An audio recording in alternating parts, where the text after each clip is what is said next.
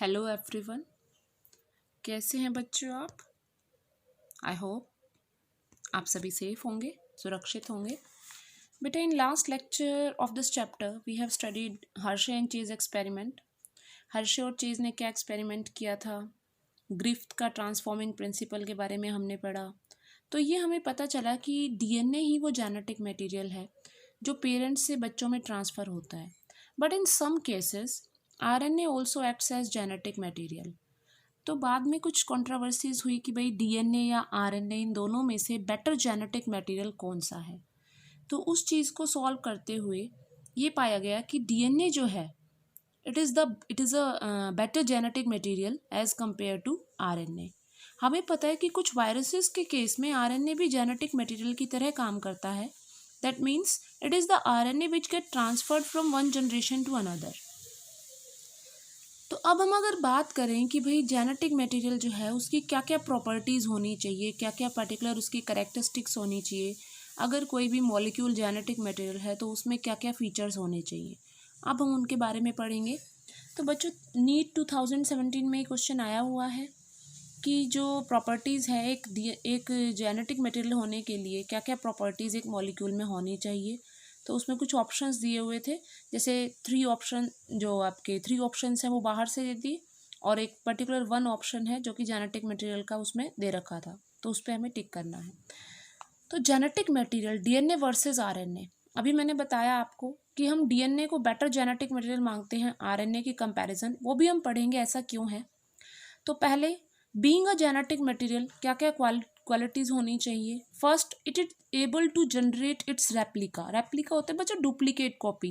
That means वो अपना replication, अपना डिवीज़न, अपने जैसी फर्दर उसके जैसी सेम कॉपीज़ बना सके। एक तो फर्स्ट उसमें ये एबिलिटी होनी चाहिए। सेकेंड बच्चों, it should be stable. That means उसमें बहुत कम चेंजेस के चांसेस हों। केमिकली और स्ट्रक्चरली स्टेबल होना चाहिए, ब्रेक नहीं होना चाहिए इजीली, कोई भी एंजाइम उसको इजीली डिग्रेड ना कर पाए।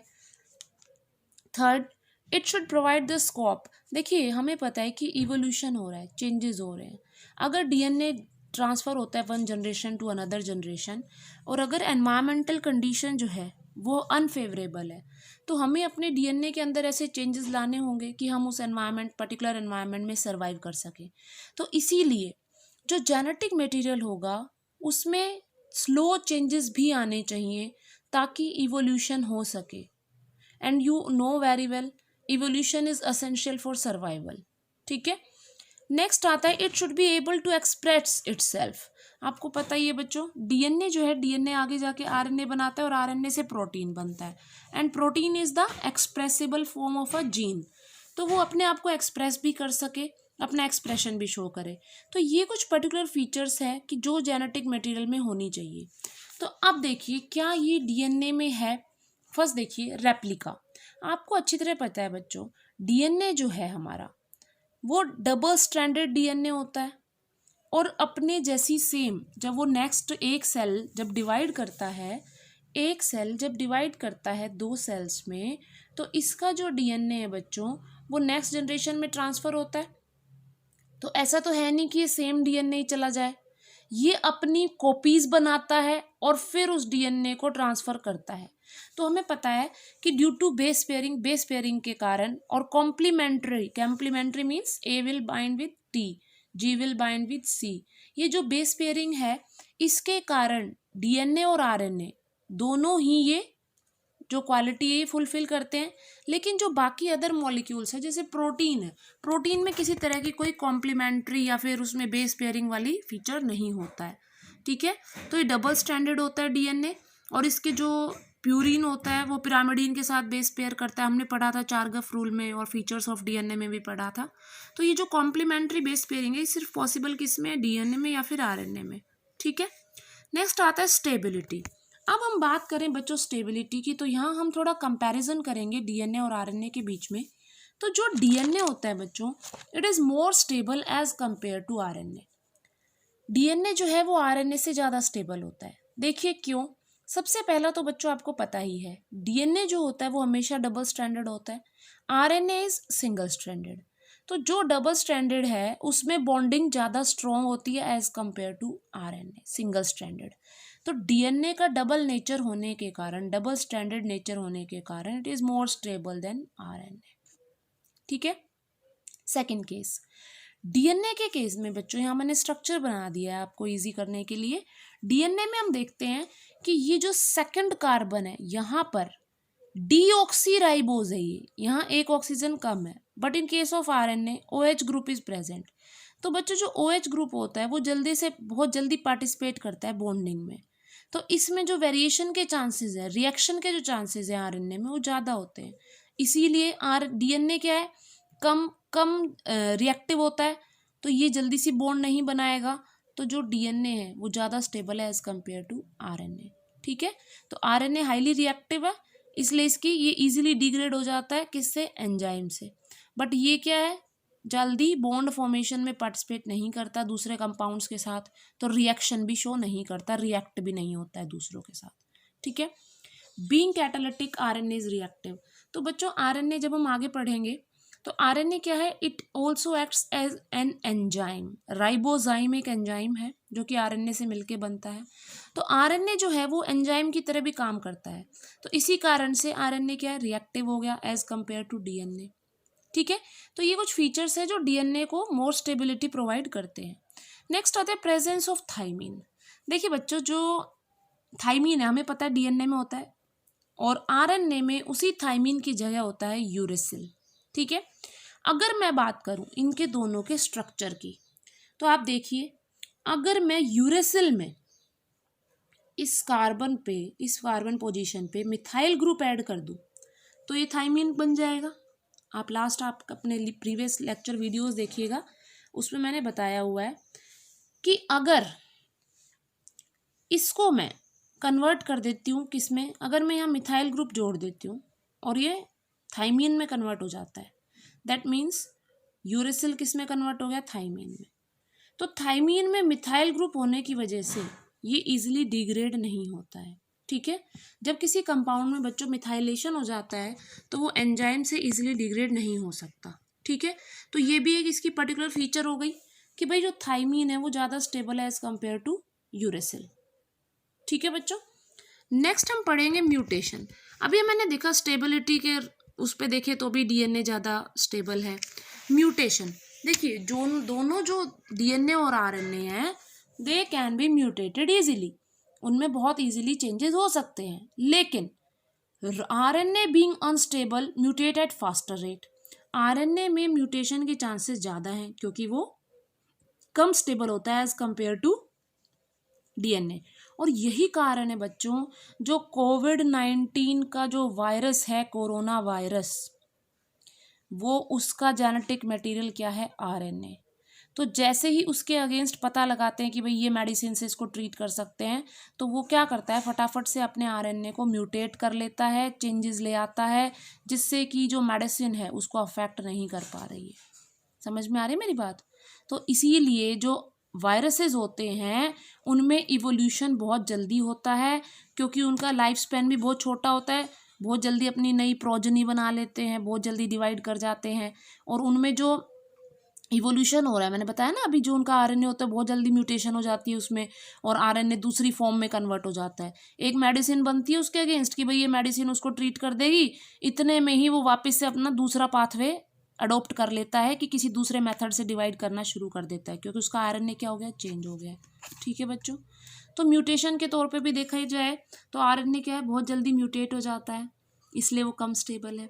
एक्सप्रेशन की अगर हम बात करें बच्चों, देखिए आरएनए जो है वो डायरेक्ट प्रोटीन बनाता है।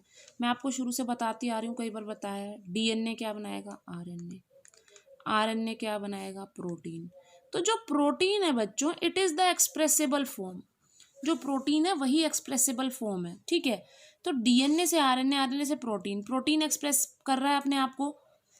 तो जब डीएनए से आरएनए बनेगा उसके बाद प्रोटीन बनेगा, लेकिन आरएनए क्या है, वो डायरेक्ट प्रोटीन में कन्वर्ट हो रहा है।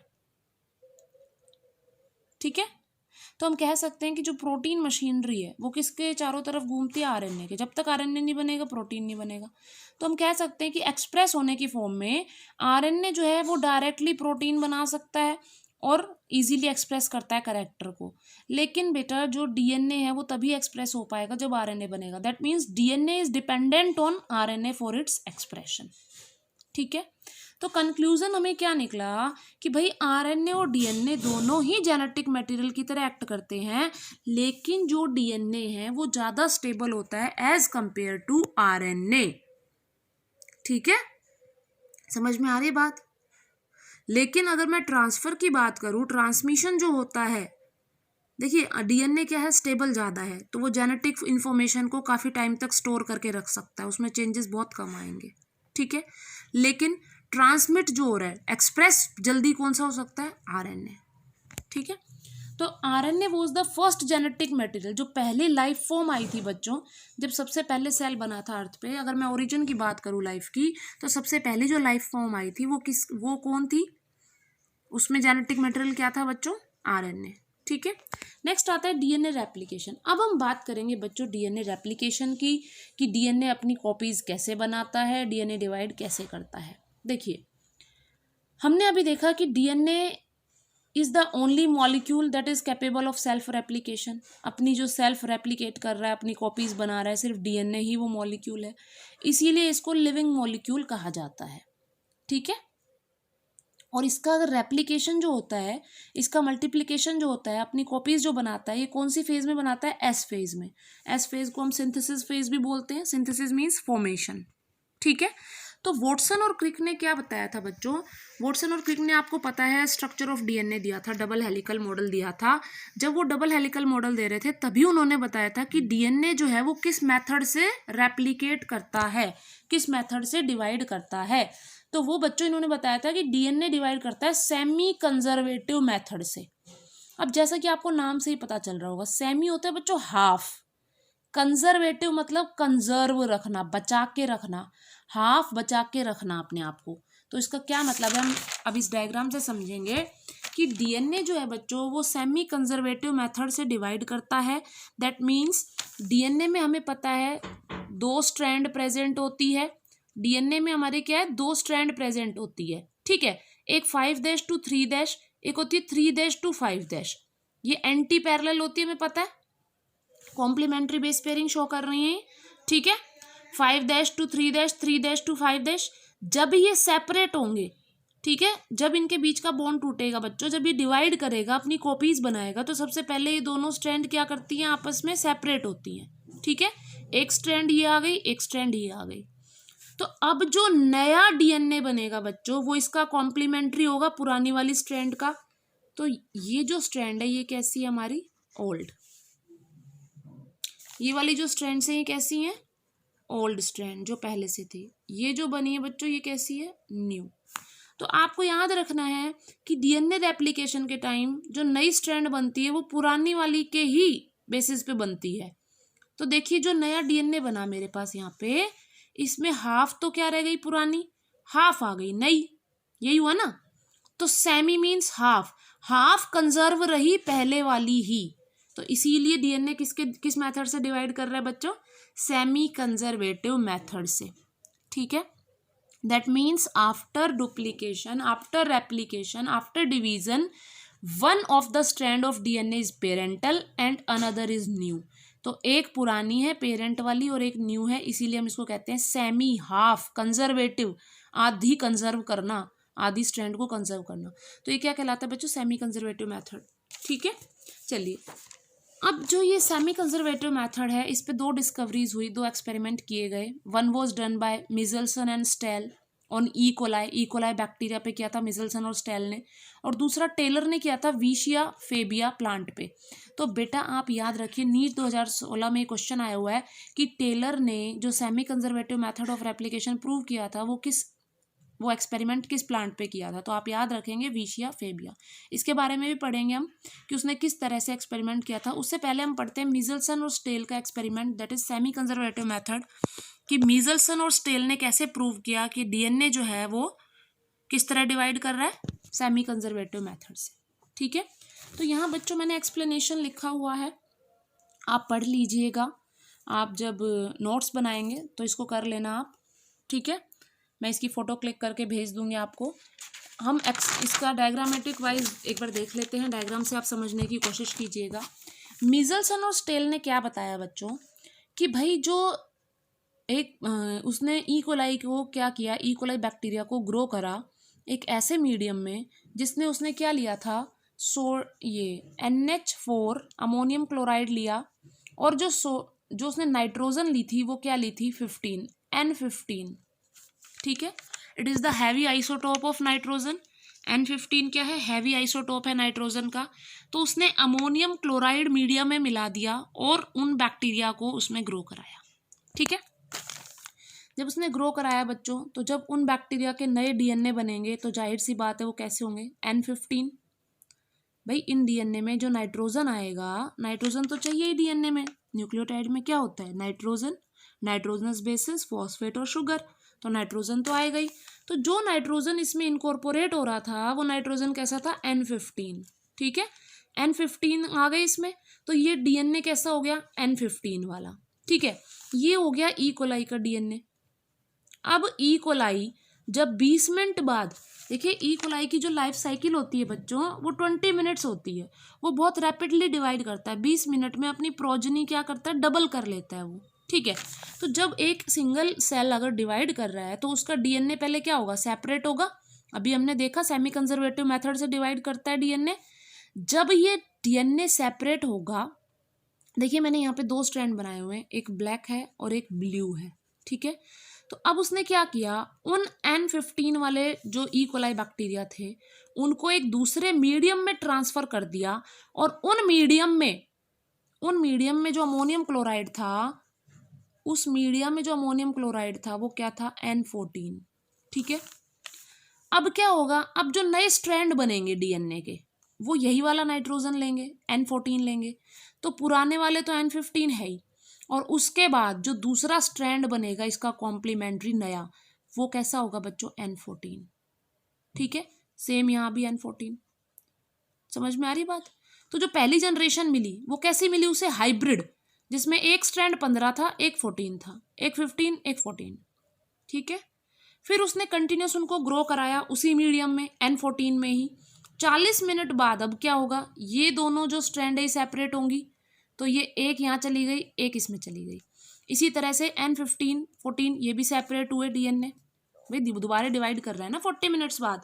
जब ये सेपरेट होंगे, डिवाइड करेंगे, तो अब इन पे भी नया स्ट्रैंड बनेगा, लेकिन वो स्ट्रैंड कैसा होगा, N14 ही होगा, क्योंकि सेम मीडियम में ही है, वो सेम पहले वाले मीडियम में ही है ना। N15 ही लेंगे, N14 ही लेंगे सॉरी, तो N15 वाले N14, और ये स्ट्रैंड जो होगा N14 वाला ये भी सेपरेट हो गया, और दूसरा इस पे नया जो बनेगा वो 14 का ही बनेगा। समझ में आ रही बात। ठीक है, तो इस तरह से उसने क्या किया, 2 जनरेशन ऑब्टेन करी। अब ठीक है भाई, ये तो हमने प्रैक्टिकल देख लिया, लेकिन ये चीज़ तो अंदर हो रही है, अब वो उस चीज़ को प्रूव कैसे करे। देख रहे हो ना, ये सेमी कंजर्वेटिव मेथड को प्रूव कर रहा है ये, लेकिन इस चीज़ को प्रूव कैसे करे। तो उसने क्या किया, पहले जो उसके पास फर्स्ट टाइम जो उसके पास जनरेशन थी, पेरेंट जनरेशन, उसको उसने टेस्ट ट्यूब में लिया और सेंट्रीफ्यूगेशन कराया। तो सेंट्रीफ्यूगेशन का प्रिंसिपल होता है बच्चों, जो हैवी चीज़ होती है वो नीचे सेटल डाउन हो जाती है due to force of gravity. ठीक है, जब वो सेंट्रीफ्यूगेशन करा रहा था तो वो ग्रेविटेशनल फोर्स के कारण जो हैवी N15 वाले हैं वो नीचे सेटल डाउन हो जाएंगे। तो अब उसने क्या देखा कि उसको एक बैंड मिल रहा है अमोनियम क्लोराइड का, सिर्फ एक सिंगल बैंड, और वो भी बॉटम, बिल्कुल बॉटम के पास। ठीक है, सेकंड जब उसने फर्स्ट जनरेशन वाले बैक्टीरिया को टेस्ट ट्यूब में कराया तो उसको जो बैंड मिला वो थोड़ा सा N15 से अबाव मिला। दैट मीन्स कोई ऐसी चीज है जो इससे लाइट है और ऊपर मिल रही है। थर्ड टाइम जब उसने जो सेकंड जनरेशन थी उसका जब सेंट्रीफ्यूगेशन कराया तो उसको 2 तरह के बैंड मिले, एक बीच में मिल रहा था और एक उससे भी ऊपर मिल रहा था। दैट मीन्स कोई ऐसी चीज है जो इससे भी लाइट है। तो हम देख सकते हैं अगर ये इस तरह के बैंड मिल रहे हैं तो क्या इस केस में सेंट्रीफ्यूगेशन में यही बैंड मिलेंगे। देखो बिल्कुल मिलेंगे, क्योंकि 2 तरह के DNA ऑब्टेन हो रहे हैं, एक हाइब्रिड और एक बिल्कुल लाइट, N15-14 और 14-14। तो जो हाइब्रिड है वो बीच में मिल गया बैंड, बिल्कुल सही है, और जो हमारा लाइट था, लाइट बैंड कहाँ मिल गया, बिल्कुल ऊपर। तो इससे पता चल रहा है कि भाई जो सेकंड जनरेशन आई, उस सेकंड जनरेशन में दो तरह के बैंड मिल रहे हैं, तो दो तरह के डीएनए, एक हाइब्रिड है और एक लाइट है। और फर्स्ट जनरेशन में सिर्फ हाइब्रिड, और सबसे पहले पेरेंटल में कैसी मिल रही थी, N15। तो उसने क्या इस तरह से ये जब उसने सेंट्रीफ्यूगेशन कराया तो ये प्रूव हो गया कि भाई डीएनए जो है वो सेमी कंजर्वेटिव मेथड से ही डिवाइड करता है। ठीक है, वो ये प्रूव करना चाह रहा था कि जो डीएनए है वो सेमी कंजर्वेटिव मेथड से डिवाइड कर रहा है। समझ में आ रही बात? ठीक है, तो अब हम इसको थ्योरेटिकल पढ़ लेते हैं एक बार। मीजल्सन और स्टेल ने ई कोलाई बैक्टीरिया को एक मीडियम में ग्रो कराया। वो मीडियम कैसा था, N15 कंटेनिंग, हैवी आइसोटॉप थे नाइट्रोजन के, तो जाहिर सी बात है सिर्फ एक ही तरह का बैंड मिलेगा। ठीक है, और वो भी कैसा, हैवी वाला। तो जब उसने सेंट्रीफ्यूगेशन कराया तो उसको कैसे मिल रहा था, एक ही तरह का बैंड मिला बॉटम में। फिर उन सेल्स को दूसरे मीडियम में ट्रांसफर कर दिया जिसमें N14 था, और फिर सैंपल लिए। तो अब उसने क्या देखा कि जब ये सेपरेट होंगे तो हाइब्रिड डीएनए मिलेंगे। फिर उसने नेक्स्ट 40 मिनट्स के लिए ग्रो कराया उसी कल्चर मीडियम में सेम। उसके बाद क्या होगा, जो सेकंड जनरेशन मिलेगी वो N14 लेंगे। तो अब आप डायग्राम से देख सकते हैं उसको तीन तरह के उसने पॉइंट्स कंक्लूड करे कि भाई N15 था जब हैवी था तो सबसे नीचे मिल रहा था, हाइब्रिड आया मिडल में, लाइट आया वो सबसे ऊपर, और हाइब्रिड बीच में। तो इससे प्रूव कर दिया कि जो सेमी कंजर्वेटिव मेथड है उसी से डीएनए डिवाइड करता है। बच्चों ये नोट्स प्रिपेयर कीजिए, आप इनको नोट कीजिए फेयर नोटबुक में। एनसीईआरटी से आप ये एक्सपेरिमेंट पढ़िए। नहीं आ रहा है समझ में, क्लियर नहीं हो रहा है, इससे रिलेटेड क्वेश्चंस कीजिए जो पूछे हुए हैं प्रीवियस ईयर में। अगर आपको फिर भी क्लियर नहीं होता then you are free to ask, आप मुझसे फ़ोन करके पूछ सकते हैं। ठीक है, आई होप ये एक्सपेरिमेंट आपको क्लियर हो गया होगा कि डीएनए किस तरह से सेमी कंजर्वेटिव मेथड से डिवाइड करता है। ठीक है, in next video we will start DNA replication.